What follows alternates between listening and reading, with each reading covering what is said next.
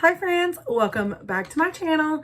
I hope you've had a good day. I hope you had a very Merry Christmas. I hope you have all the good plans for New Year's. Actually, right now it's before New Year's, but by the time this uploads, it will be New Year's. Today, we are going to do my 2024 reading wrap up. I love end of the year wrap ups. My Spotify Wrapped is a national holiday around this house, okay? Very important. And on Fable, they actually did a reading wrap up, like a little graphic thing, which I thought was super cute. But I like to do my own, okay? I did my own last year. I wanted to do my own this year, and I thought we could make a fun little video of it where I tell you guys all of the fun little things about my year in reading and all of that stuff. So without further ado, let's get into it, huh? So the first category that I really want to get into is my first and last of the year. And the first book that I read this year was a reread for me, and it was A Court of Mist and Fury by Sarah J. Maas. I really wanted to reread because I had just finished Crescent City 2 in December of 2023 because I read all of the Massiverse in 2023. And so I had just finished CC2 at the end of December, and I was like, I really want to read a little bit of ACOTAR because Throne of Glass was still really fresh on my brain. I really wanted to read a little bit of ACOTAR before I went and read Crescent City 3, which was coming out at the end of January. So what I did that's exactly what I did. I reread Courts of Mist and Fury at the very beginning. I finished that, and then I actually didn't finish my reread of Silver Flames because I had already tabbed a bunch in Silver Flames, and I over the months during theorizing time, I'd already done a lot of work in Silver Flames, and so I felt like I had a good understanding of that book, and I also kind of skimmed places where I felt like maybe I didn't have a better understanding. But I did reread A Court of Mist and Fury at the beginning of the year. The last book that I read this year was What I Should Have Known by R.L. Atkinson. Really good book. I mean, it was a 3-star. You know, I got it off of a TikTok. It was a military romance cowboy kind of. It was a plus FMC. I don't know. Anyway, it was a good book. It was okay. It was 3 stars. I finished it. It'll be the last book of the year this year, and I'm happy with that. So speaking of a 3-star book, I think now is the best time for me to go into the next part of my reading wrap up, which is faves of the year. And I have 10 of these. And what this is that I have 2 ways of actually keeping track of my book ranking system and my book reading throughout the year. One is a Google document, and one is my Fable account. My Fable account is where I'm putting books and I'm rating them with very regular ratings, and I'm letting people know if I liked it or not and that kind of stuff. And it's also really good to kind of keep track and things like that. My Google document is where I can kind of have a little bit more fun with my ratings. And these are books that I call 5 million books, which means they're 5 million out of 5. They changed me in some way. I didn't stop thinking about them for months. And most of these, there's one that's kind of a wild card that I'm kind of confused about, but most of these are books that I very vividly remember, like the storyline, the plot, the romance, all of that stuff throughout. And the first book on the faves of the year is Juniper Hill by Devney Perry. I loved the Eden series. I thought it was amazing. All books except for one got a 5-star, and this one got a 5 million. But I had one book get a 4-star, so it wasn't even bad. It was just, it wasn't my favorite. But all of the other ones got 5 stars. I loved that series. I really want to reread that series this year because I feel like I read it too close to when I read Chestnut Springs. And we're going to talk about Chestnut Springs in the series, don't worry. But I read it so close to when I read Chestnut Springs that I fear I might have been comparing the two. And I feel like the Edens, as much as I know I liked them, they haven't stuck with me quite like I felt like they would have. And so I do plan to kind of dig back in to that situation and kind of see what happens. So yeah, the next book in that is 1% of You, which is by Michelle Gross. And let me tell y'all something. That book genuinely changed my blood chemistry. The organs in my body were different after I read 1% of You by Michelle Gross. This book genuinely was so good to me. I ate it up. I was giggling. I was kicking my feet. I was crying. I was just, oh, if I can find the text messages from when I read this book, which there's one word that I can look up in our text messages between me and my best friend, and I'll know that that's where it is, because this book is a very specific thing. That is like a little shameful, but it's fine. And if I can, I'll put up some of those text messages here so you guys can kind of see how much I literally was like sending her every 5 minutes, like screenshots and things from the book. But I really did love it. It's amazing. I don't have my copy here with me now because I'm rebinding it to a hardcover. And it's at my friend's apartment because she does it, and she was showing me how to do it there, and I left it there, and I have not gone back and finished it. So I just need to go do that. But that one got a 5 million stars because I absolutely loved it. It's on KU. Juniper Hill and all of the Eden series is also on Kindle Unlimited, and 1% of You is on Kindle Unlimited. And then next, All Roads Lead Here by Mariana Zapata. Let me tell you something right now. Me and my house, we're going to stand Mariana Zapata. Listen, here's the thing about Mariana. If you want a good, most of the time kind of grumpy sunshine, slow burn, just delicious chef's kiss romance, you need to read Mariana Zapata. She just does a slow burn like nobody else. Nobody else. And I love every single one of them. She just kills it every single time. And this one is not an exception. She killed it. It was good. I was excited. I liked that they were like a little bit older. I liked that he had an older teenage son, because that's a whole different dynamic than something like 1% of You and Juniper Hill, which are both also single parent. You can see a trend here of what tropes I like. But those were babies and young kids. And so it gives a whole nother dynamic. And I think she did it so well, because normally I don't love that dynamic, but I think she did a really, really good job with the whole thing. Next, we have Read My Lips by Lila Heron. This is the one that's a wild card, because I don't remember why this book got 5 million. Like, I can't, usually with these books, like, I can be like, oh, there's a reason it did. I don't really remember what Read My Lips was fully about. So, saying that, I am going to reread Read My Lips in January. And when I reread it, I'm going to go through and I'm going to see if it still stays at 5 million stars, or if maybe I was a little bit off on that ranking and I need to like adjust, but we'll see. I don't want to say too much about it now because I just don't know why Read My Lips got a 5 million. Apparently it did though. So, but the next book fully deserved Funny Story by Emily Henry. And you know what the funny part is that I'm 99.9, no, I am 100% sure. Actually, I can say 100%. I had Happy Place as my #1 book last year. So I'm just wondering if Great Big Beautiful World is going to end up in this category again. Happy Place was #1 all over last year of every single book that I read. I believe it was either that or A Quarter of Silver Flames, which, spoiler alert, I'm a Nesta girly. Stop watching now, because in a couple of weeks, we're going to talk about Nesta, okay? So, if you don't want to watch, stop watching now. That's the best thing for you. But yeah, so, Funny Story being like at the tip top of my list. But yeah, so I don't, like, last year she had Happy Place, this year she had Funny Story. I'm so excited for Great Big Beautiful World. I can't even imagine that she's going to not absolutely demolish it and make it so amazing.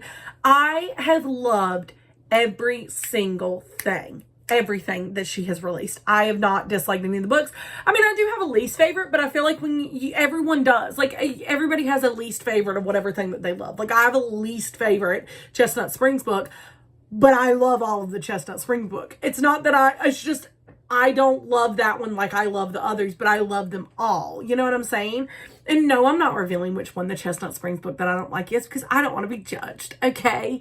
And I feel like the Chestnut Springs girlies, because I'm serious about those books.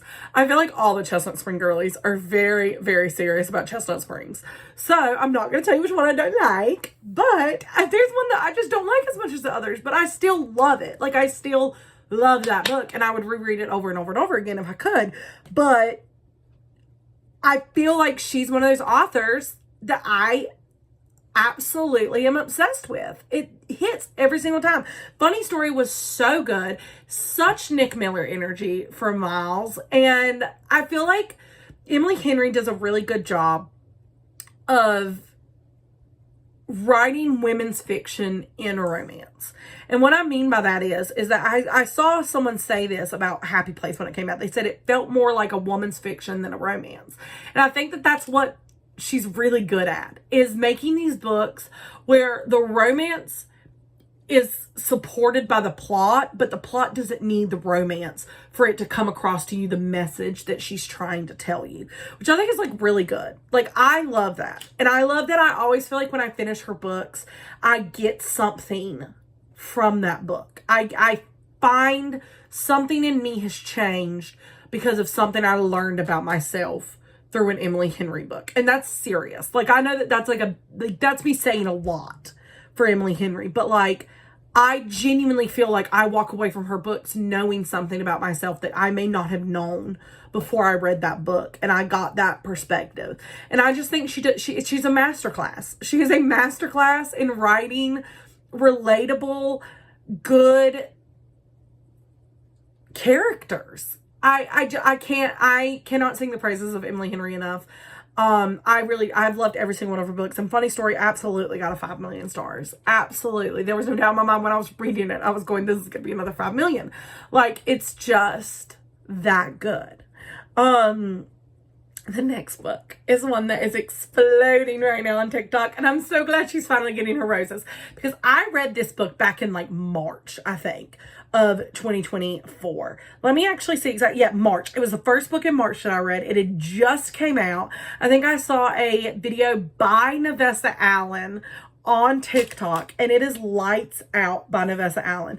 This book is so freaking fun. Oh my gosh. Oh my gosh. As somebody who has read The Ritual, I have read that whole, like, the 3 books in that series. I have read Haunting and Hunting Adeline.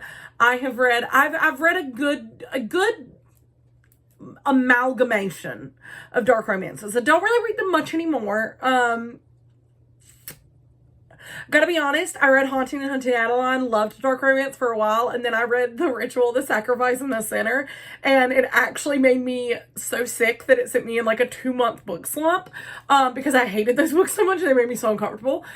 So I've decided, so this year I really kind of pulled back on dark romance for that reason. I still read a good amount of it, but I just kind of pulled back a little bit.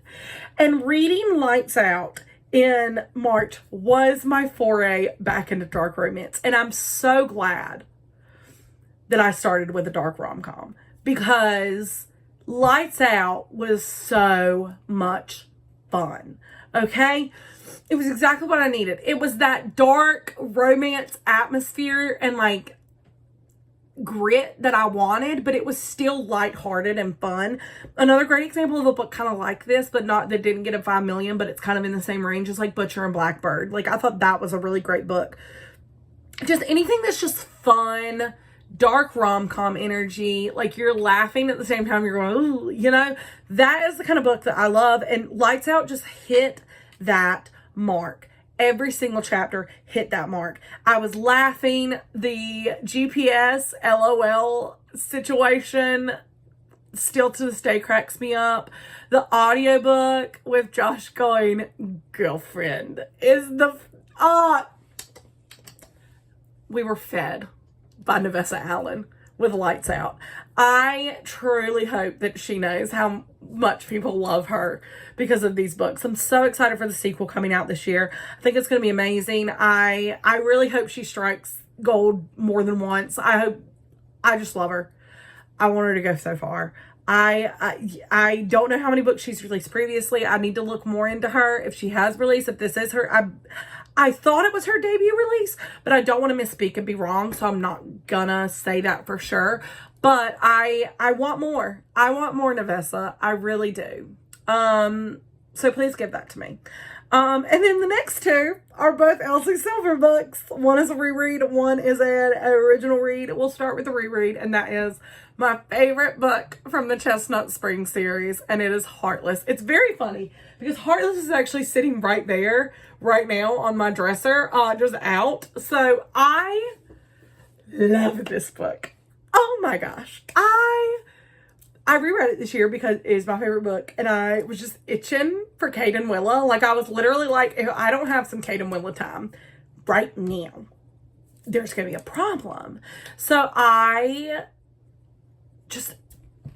the kitchen, the hot tub, the way Willa loves the Luke, Willa at the pool party. There's so many scenes that I could just play in my mind on repeat on a regular basis, and I love them. That book, unlike anything I've ever read before it. You know, there's another book that's on this list that I think actually reminds me a solid amount of Heartless. But before Heartless, there was nothing like Heartless. Like, I'm sorry, it just has magic. Okay, like, I can't help it. And then the other book by Elsie Silver is Wild Eyes. I'm telling you, she doesn't write anything wrong. She's so good. Like, something happens. I want to be in the room where it happens. You know what I'm saying? Like, I want to be in the room when she's writing these little love stories and just see how her mind works, because I don't get it, because my mind cannot be that beautiful as hers is, because she's writing these love stories that are insanely good. I just don't get it. But Wild Eyes was so good. I really loved it. One thing that I want to say about the Rose Hill series, I love the aesthetic of these books. Like, the color schemes that she's doing, something is working really well for me with that. That's neither here nor there. But think about how pretty they're going to look on my shelf. That's what I want to talk about.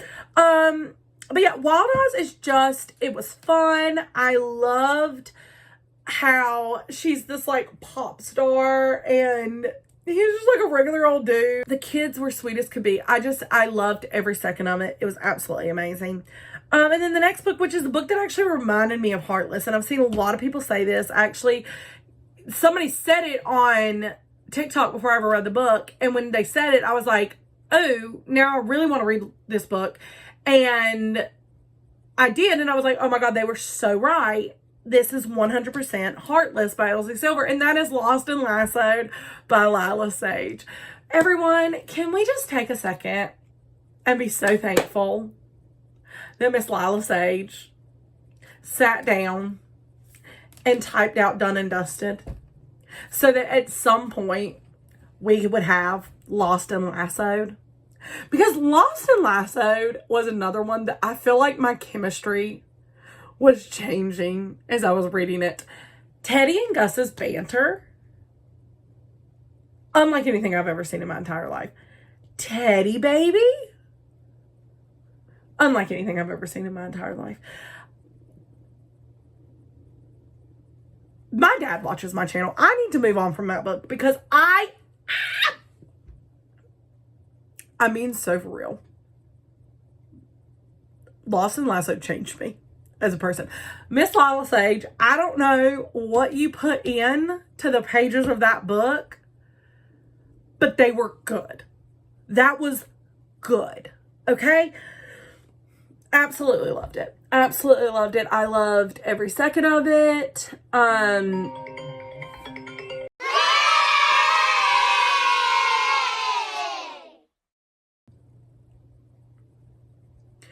Lost and Lassoed is one of those books to me that, like, from the very beginning, I was in.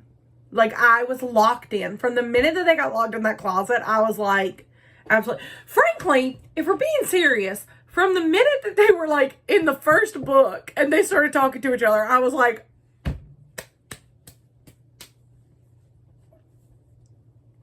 them two. They are absolutely my favorite couple from the Done and Dusted universe, the Rebel Boy Ranch series, all of that. They are absolutely, hands down, my most favorite couple in that series. I am enamored with Teddy. That's her. Teddy and Gus. I love them. Tuss. Getty. What's their couple name? Anyway, this one feels like an honorable mention, but it's like really a real one, and that is Mary Ever After by Tessa Bailey. Did get a $5 million this year. It is a, I think, 58-page novella by Tessa Bailey. I'm sorry, I don't know what you want me to say. I really don't know what you want me to say. It was amazing. Me and my best friend read it together on a little reading night we had for all of these novellas in this series. Amazon put them out on Kindle Unlimited. I want it in physical copy. Like, that's how much I loved that book by Tessa Bailey. I want the physical version of it. I might reread it next Christmas. And, like, I don't love Christmas books like that. Like, they don't do that for me. That book did it for me, okay? Another thing that we're noticing here is I have a lot of cowboys on here. Because apparently I like them too. Okay, and this one had a cowboy in it. And chef's kiss. Okay? It was really good. It was single parent. It was cowboy. It was short, sweet, to the point. It was fun. It made me giggle. It made me kick my feet. I loved it. It was my favorite out of that series of novellas. So, it was amazing. So, Mary Ever After is the last book this year that I gave 5 million to out of 5. I will say I did think about putting together a list of like my lower ranked books just so you guys could kind of hear what I don't love. But I kind of have like a weird thing about I don't want to yuck anyone else's yum.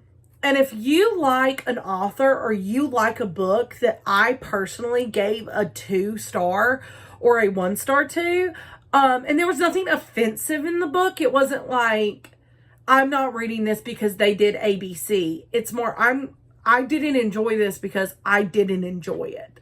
I feel like that's so different. Like one review that I will talk about, which was fairly low, was Home Before Dark by Riley Sager. I gave that book a 2-star. And it wasn't because I don't love the thriller books by Riley Sager. I really do. I've read most of his books now. I'm just working through the last few in the backlog.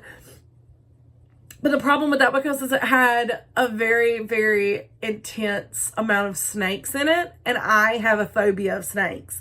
That does include reading about them. Unfortunately, it will send me into a panic attack. And so I had to skip major scenes in the book by not looking at my Kindle and just going like this behind me until I felt like I'd gotten past it maybe. And that was my choice to keep reading the book. I could have, after the first snake moment, I could have put the book away and said, this is not for me. But I still finished it because I wanted to. And I only gave it a 2-star because I knew that for me, that book was a 2-star. But that doesn't mean that it would be a 2-star for you. And I would hate to get on here and like dog on an author who I don't think deserves it because they've not done anything purely offensive. It's just not for me. So I don't want to get on here and like be like, and I rated this book 1-star and this book 2-star and this book 1-star because I don't want to put that energy out into the world because like because I don't like it doesn't mean you can't like it. As long as there's nothing offensive in it, as long as it's not anything like that, I don't see a point in me getting on here and just being like, I hated this. It's just negativity. And I don't want to go into 2025 with negativity for sure. So we're not going to do any like lower ranked books, but what we are going to talk about is my most read authors, because this is kind of, it was surprising to me based off of what I had in my faves of the year and then who I read the most of this year. Only 2 of the authors on my most read authors list were included in the 5 million books thing. So, no, actually it's 3. It's 3 because Tessa Bailey got a mention with Mary Ever After. So the first is Tessa Bailey. And the reason that I've read 14 Tessa Bailey books this year is because of this right here. I am reading through every single Tessa Bailey book that she has ever put out. Listen, I know I'm crazy. There's books in here that are out of print. They don't even make them anymore. I don't know how I'm supposed to get them other than ways I don't want to have to get them. I'd like to support the author, but like I don't know how I'm supposed to get some of these books when I can't find them anywhere. And believe me, I've looked. But yeah, I actually need to mark some off because I've read some since the last time I updated this list. But yeah, I am currently reading through all of her books, and I've made some progress. I mean, you can see all the little pin marks. I've finished 3 different series of hers. So, but I'm still working on a lot of that. And so 14 Tessa Bailey books this year have gotten done. I have read 6 Daphne Perry books. I have read 6 books by Maggie Gates. And I have read 5 by Elsie Silver, and I've read 5 by Morgan Elizabeth. And obviously, from those numbers, you can tell that I scatter my author, like, reading a lot. Because I've read, let me tell you how many books I've read this year. Before I give you guys the number of the exact amount of books that I read this year, through everything, I am going to talk about my goals for next year, 2025. What are my reading goals, and kind of how am I feeling about it right now? I really only have mainly 2, and that is that I want to read 150 books next year. My goal is pretty consistently around 150. I've pretty consistently met either very close to it or right at it. So I feel like 150 is good. But also, I am the type of person, I do want to specify this, that I don't really follow that. I'm not the type of person who's like, every single month I need to read this amount of books to make my goal at the end of the year. If I meet it, I meet it. If I don't meet it, I don't meet it. It is not the end of the world. It is not the end all be all. It's not going to be, I'm not going to be sad about it. I'm not going to, like, if I read 300 books, if I read 3, it doesn't matter. I'm reading, and that is all that matters, because I'm enjoying myself and I'm doing something that is good for me. And so because of that, like, I don't have a problem if I meet or if I don't meet that goal. If I go over that goal, it's great. But I keep it pretty steadily around 150. And I just kind of see if I meet it every year. The first book, when I first started getting back into reading, that first year, it was 50 books. And so I've really grown with how fast I read, for one, and like how much I can read. But yeah, 150 books next year doesn't seem like a hard goal. It seems like I'll probably be able to reach it. But again, I'm not forcing myself, because the minute that I start to force myself to read to meet some arbitrary goal that like really doesn't mean anything, if we're being serious with ourselves, I start to not enjoy reading anymore. It becomes a job, and I don't want it to be that for me. I want to still be able to enjoy what I'm doing, because this is my hobby, you know? And then the other goal for the year is, this year I want more fantasy. More fantasy. I, obviously, as a Sarah J. Maas, like a Maas first stan, I do love, I've read that fantasy, obviously. And I've read the Holly Black, the Cruel Prince series. I have the 2 books in the Prisoner's Throne series that I haven't read yet, but I own them. And there's like a bunch of other books that I really want to get into in fantasy that I see a lot of people talking about. So yeah, I'm really excited to like jump into fantasy this year. I feel like I like fantasy, but I don't really read it because I don't know how to get, like, I don't know what is good. So I've been doing some research over the past month trying to figure out like what are good fantasy books, what are good things that I could kind of, good authors that a lot of people like, things like that. And everything that I found, I've been really happy with. And so I've got a list set for all the fantasy books that I want to read this year. And I'm hopefully going to get a good little bit in. I'm thinking of doing like some different like TBR challenges with fantasy books to see if that can kind of help me find more. But yeah, I'll be doing all of that on this channel and stuff. So you guys will be able to see it too and enjoy, and maybe get some recommendations for yourself if there's like an genre, if fantasy is a genre that you also want to kind of jump into and see how you like it. You have that ability, you know? So, but yeah, I'm just really excited. I'm really excited for 2025 to see the books that come out. There's so many great books coming out. I am anticipating so many of them on the docket. I feel like we're being spoiled the front half of the year, and the back half has not even been announced yet fully. So I can't even imagine what authors are going to come out of the woodwork with something absolutely insanely good. But yeah, what is your most anticipated 2025 release? let me know down below. Because I do plan on doing a video about anticipating releases this year and like my ones that I am super excited for. And if I do that, I want to be able to talk about and mention some of you guys' suggestions. So let me know down below what books in 2025 that you're really excited to read. And then last but not least, let's go over how many books I read this year.